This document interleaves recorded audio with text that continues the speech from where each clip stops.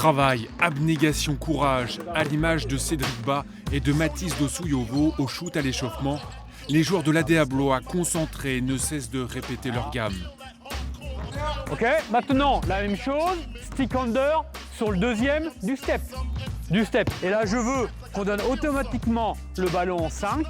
Et là où il y a 2 joueurs, le mec il prend la ligne de fond, comme on a fait lundi matin. C'est bon ? Des séances d'entraînement très intensives, parfois dures même, menées par le coach de toujours.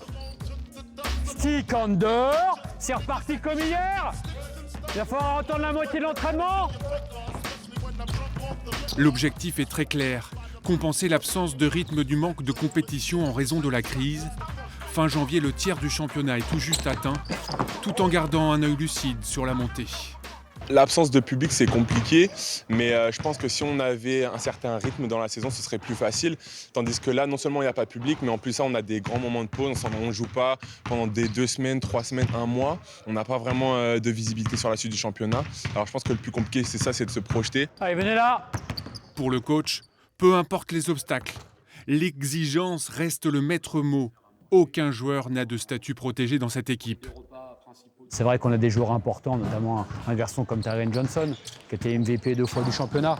Mais je veux que tout le monde soit impliqué, même les jeunes qui jouent que 5-6 minutes, ils doivent être impliqués, donner leur investissement total sur le terrain. Donc c'est un projet de jeu global basé sur tous les joueurs. L'histoire de l'ADA Blois est pourtant cruelle. Été 2018, Blois remporte le championnat de Pro B, mais la montée est refusée pour un centre de formation non homologué. Printemps 2020, en tête du classement avant l'interruption de la saison avec la crise, l'ADA ne monte encore pas. S'il y a bien un club en France dont le terme résilience résonne fort, c'est bien pour l'ADA Blois. Ces cicatrices, elles font partie de l'histoire du club, peut-être même qu'elles rendent son histoire différente des autres, comme on l'a dit tout à l'heure, et qu'elles augmentent son capital sympathie et que peut-être le futur n'en sera que plus beau.